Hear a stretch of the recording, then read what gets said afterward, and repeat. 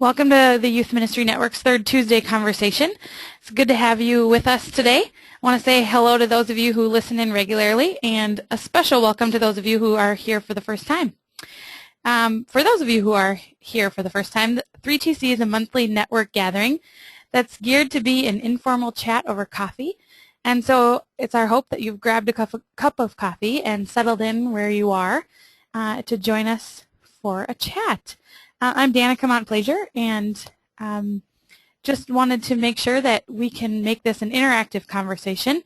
So if you would type your questions into the box on the right-hand side of your screen, I'll be sure to pass them along here to Mark.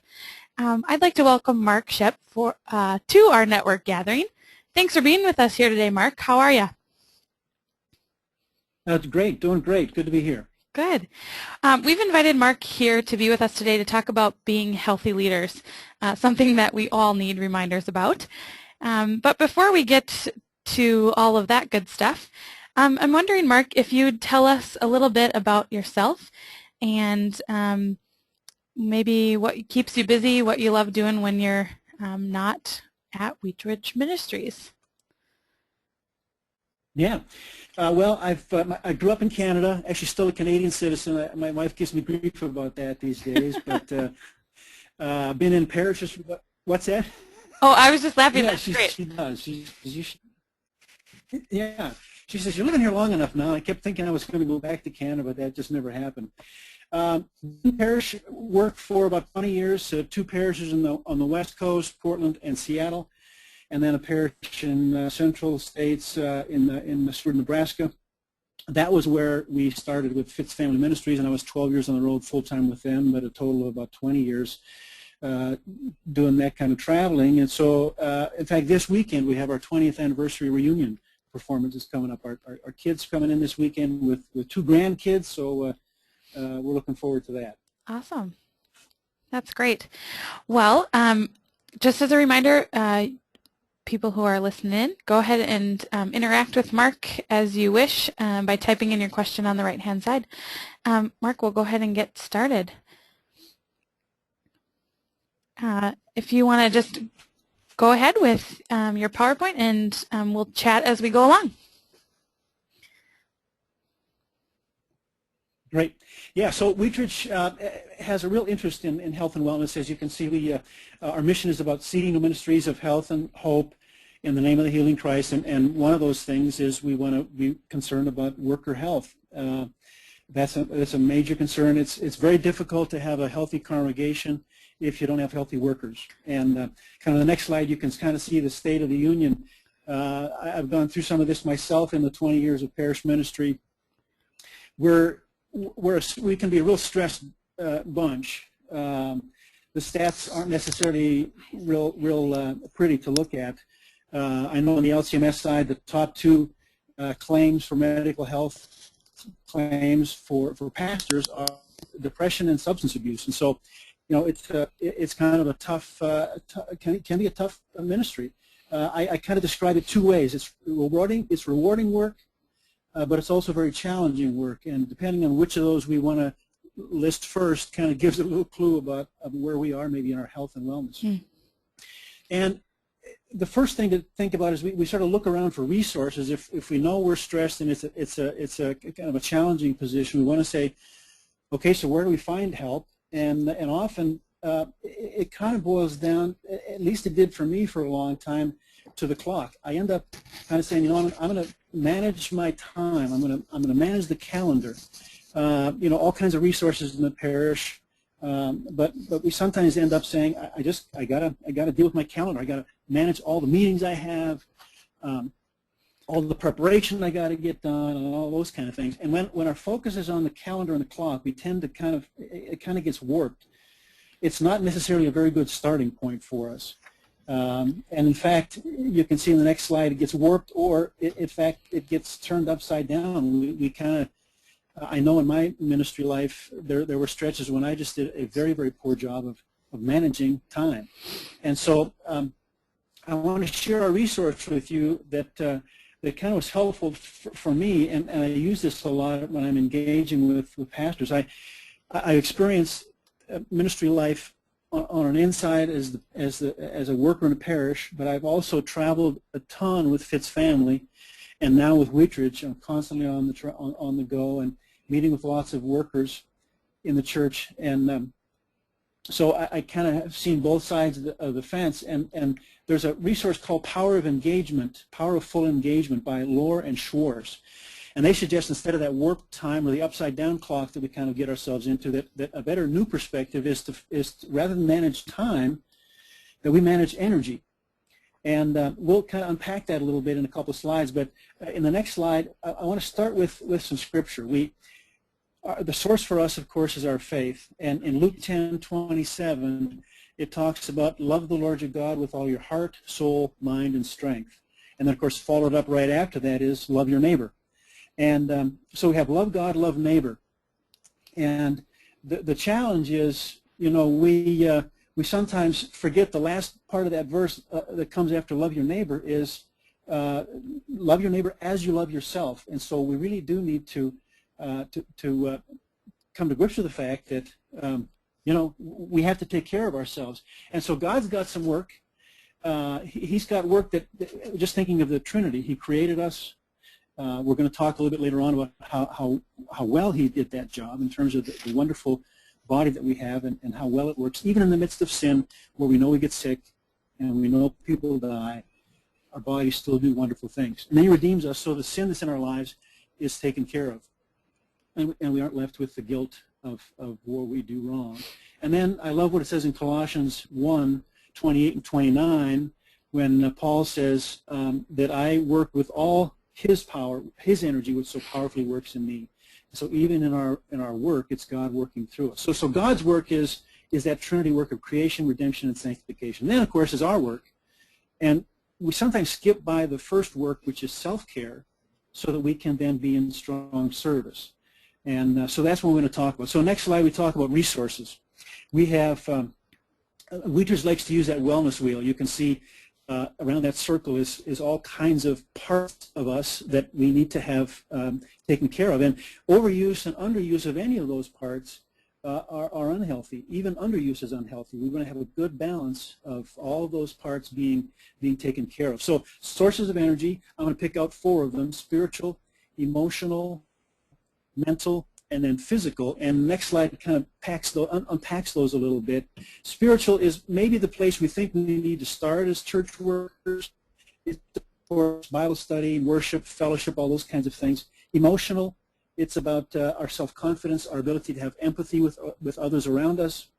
The mental is just our brains and our physical, our mental capacity there, creativity, self-talk. And then the last one, which I think is the one we tend to put it in the last, which I'm going to deal with the most, is eating and exercise and rest and sleep. Now this next slide is kind of looping back to the power of full engagement. I really like this old and new paradigm. The old paradigm, which I worked under for a long time, was I managed my time. I managed the calendar. And stress somehow was always seen as bad, so I would avoid stress at all costs. And I saw life as a marathon. It was a long haul, and I just had to keep slogging along. And in that context, downtime was kind of wasted time because I had to keep moving to get this marathon done. And the rewards were for me often external rewards, my salary, what other people said about my ministry, and then self-discipline. Again, even though you have the word self in there, that was often driven by others, things I ought to do, things I felt like I should be doing. And so that's kind of an old paradigm. And then the new paradigm, I like how this shifts things around. It's, again, managing energy at a time, and we'll talk a little bit more about that in a second. Stress is not seen as a bad thing. Now, some things are indeed, there's some tough things that happen in our life. My wife's dealing with some cancer right now. That's a big stressor in our life. But lots of stress can be good stress. It can challenge us and help us grow. And then rather than a marathon, we have this series of bursts. I engage and then I disengage. And so in that context, downtime is a whole different thing. Downtime is good. Downtime is seen as productive, as refueling time. And then purpose is internal versus the rewards that are external. So I kind of have to come to grips with who I am, how God has gifted me, and how I can be used in His church, and that is what fuels my performance, along with things like rituals, which are more internal. They're the kind of patterns that get a handle on my flow of energy. If I'm a night person, I want to deal with myself in that regard and not try to force myself into now, I know that in some cases there's things that happen in times of day that we're not the sharpest, but generally we do have control in our lives in the church over how we function. And then I like this next slide, the dynamics of energy. You got 4 characters there from Snoopy, and in terms of energy, you got high energy and low energy, or you got negative energy and positive energy. So you can see those characters there. The Lucy character, of course, is the caricature of anger and fear and anxious and resentment. And then you go down, you got Charlie Brown. He's got low negative energy, depressed. Life is tough for Charlie Brown. And then on the other side, positive high, you've got a caricature of Snoopy with, he's confident, he's challenged, he's doing his Snoopy dance. And then Linus at the bottom, a kind of a caricature of the low positive, where you're relaxed and you're mellow, and he's just got his blanket and life's good. Now the challenge is the misnomer is, I think we tend to think we got to be in that upper right-hand quadrant all the time. High positive. You can see the arrow on the next slide if it shows that arrow.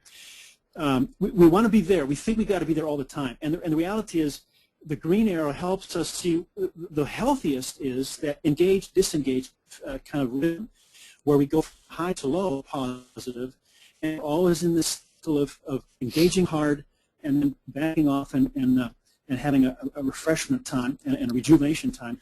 Without that low positive, that's when we tend to be dragged over to those either high or low negative energies, which we don't want to spend much time in there if we can help it. Now, I want to move to the sort of the physical again, exercise, diet, and play. I'm spending a lot of time with this.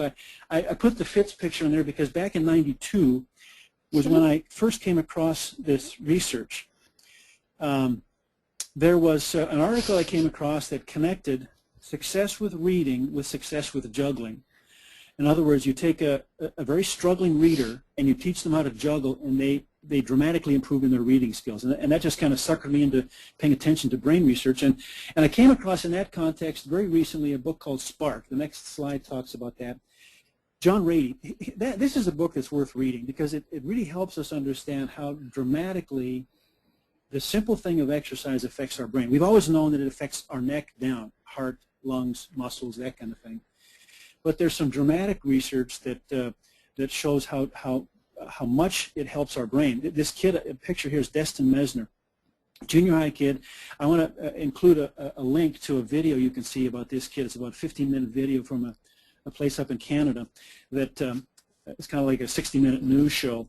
He has what's called ODD. Now, I had no idea what that was until I saw this video.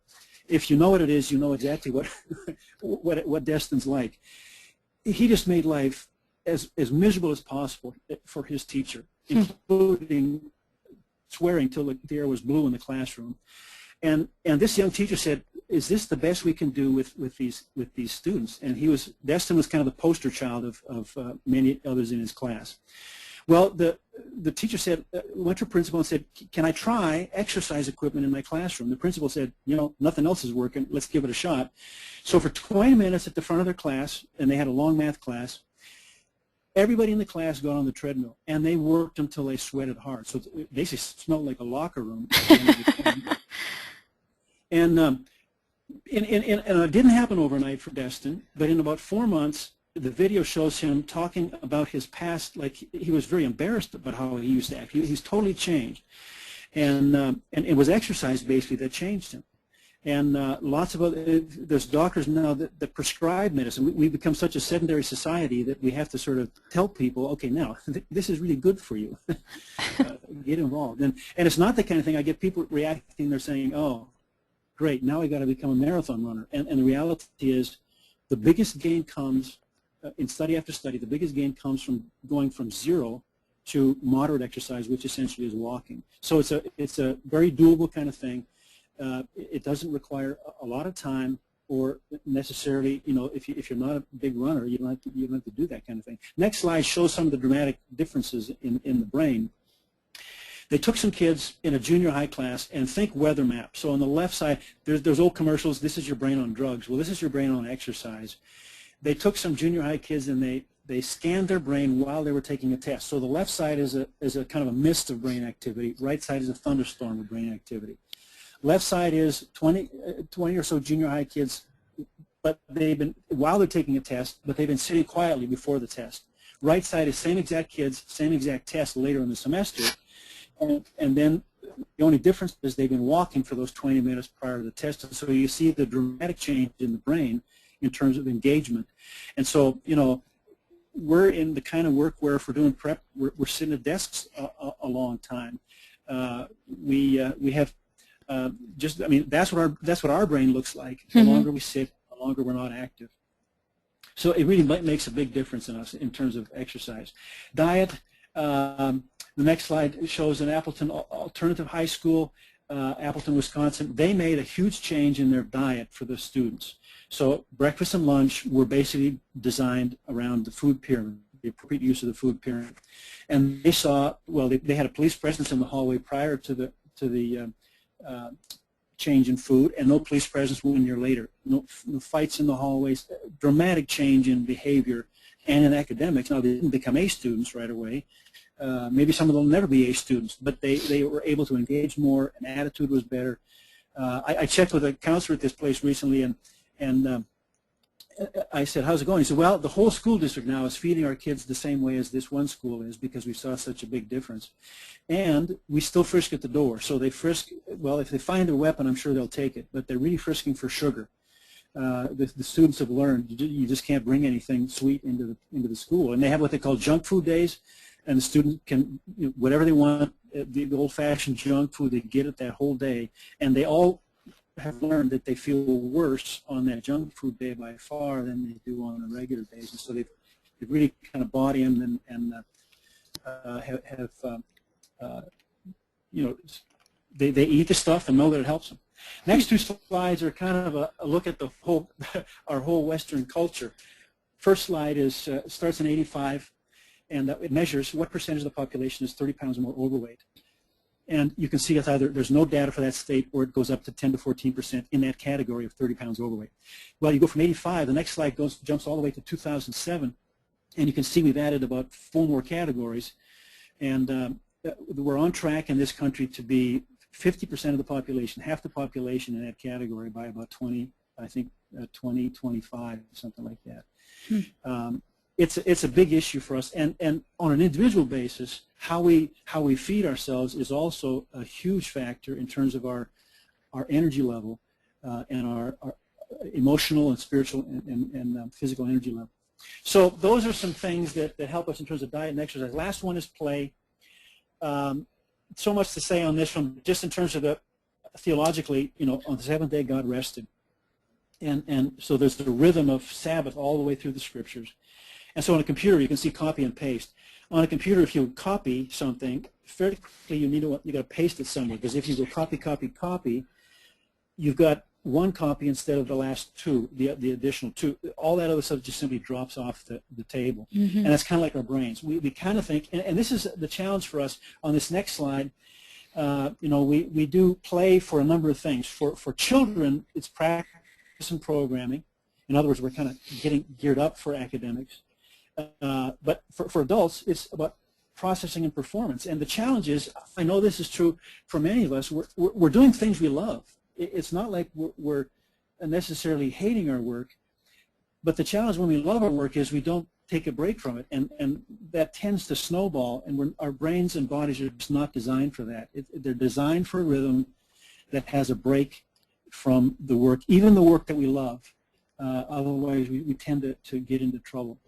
And so last slide on this play, we things like recess at school, breaks at work, and ooh, days off. I know I was horrible with days off.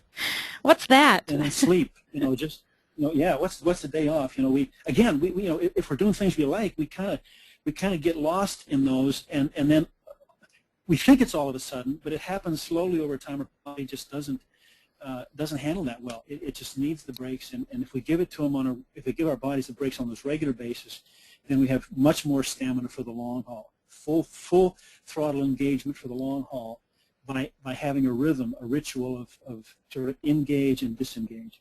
The trouble is, for all of us, we have in this next slide this steamroller that's behind us. You know, the patterns in that slide that I showed, and the patterns of maybe our coworkers are as bad as we are at this thing. Our parishioners, you know, we're all caught up in this full throttle without the disengagement, and so we get into trouble. And so just kind of the last slide is dynamics of change. If you want to change something, we have to understand that we're all motivated by our own reasons. I really can't change you, and you can't change me. So we're left with what this resource calls pull versus push. If I think about discipline, if it's external, it's like it's behind me pushing me, and I've got my heels dug in, and I'm kind of resisting that. If it's because I'm wanting to do it, it's my rituals are sort of pulling me along, and I'm leaning into what I want to do instead of pushing away from what I want to do. And so it's a sense of using those rituals and our regular, we're all born with rhythms in our lives that we can use to our advantage. And so we challenge versus threat. We're much more likely to engage change when we are challenged versus when we're threatened. And so finally, if you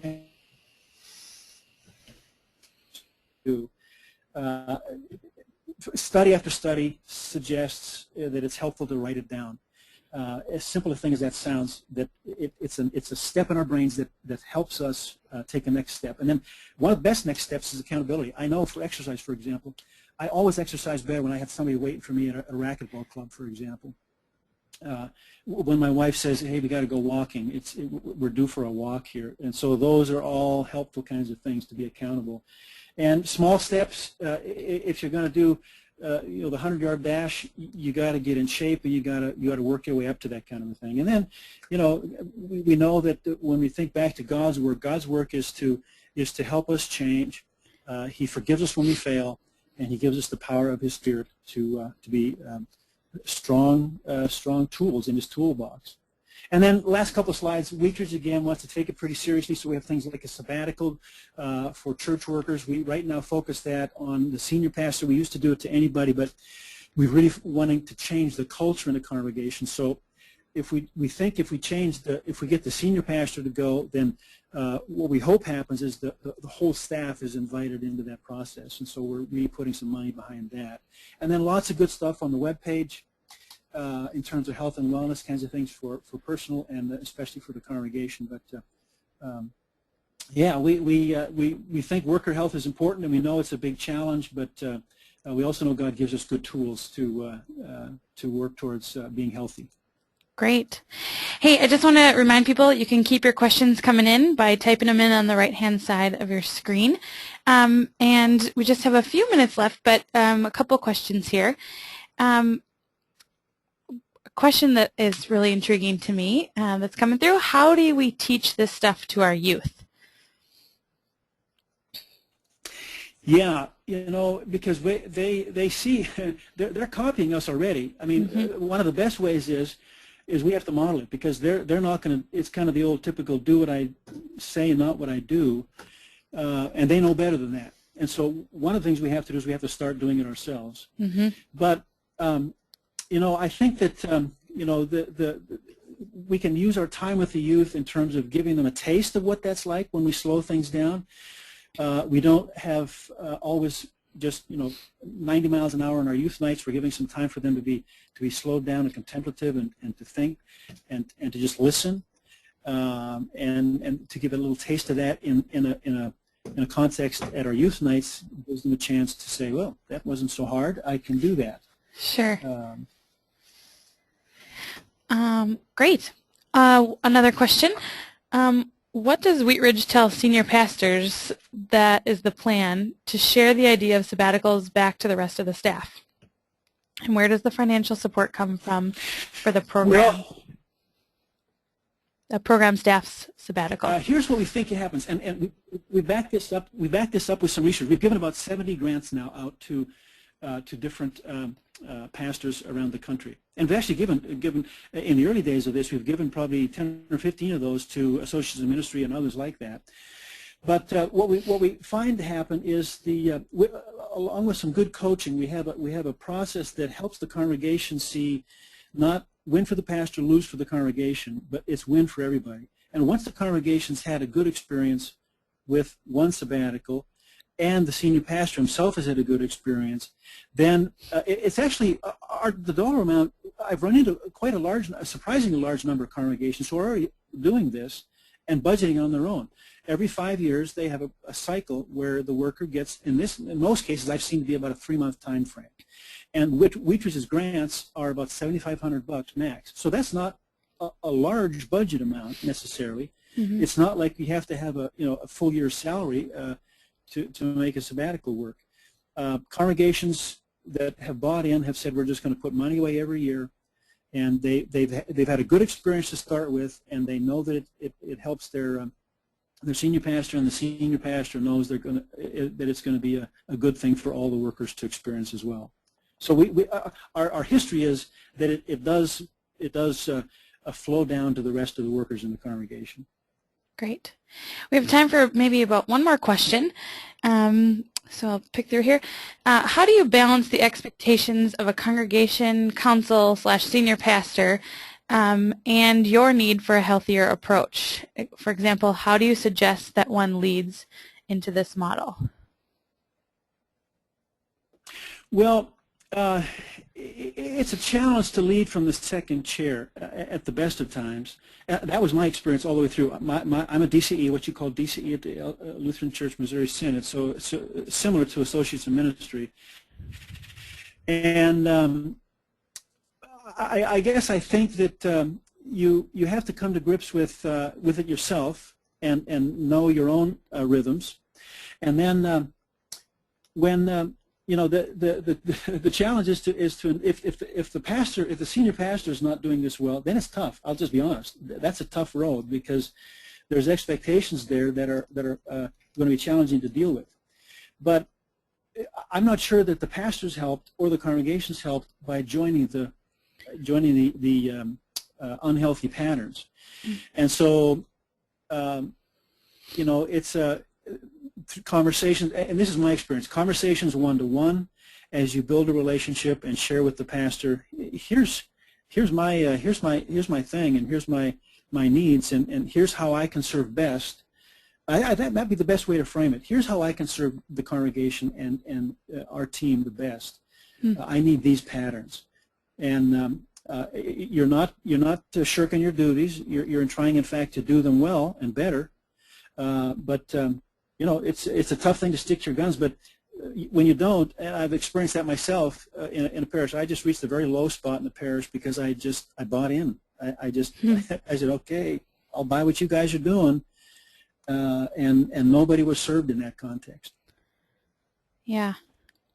Well, great things to think about. I'm glad that we had the opportunity to chat with you, and we're coming to the end of our time and want to be sure to honor people's time as we've just been talking about today. So thanks for being with us today and sharing all of your knowledge about this stuff. A reminder that this webinar will be archived, so you could go back and check out any of the other, look at the slides a bit deeper.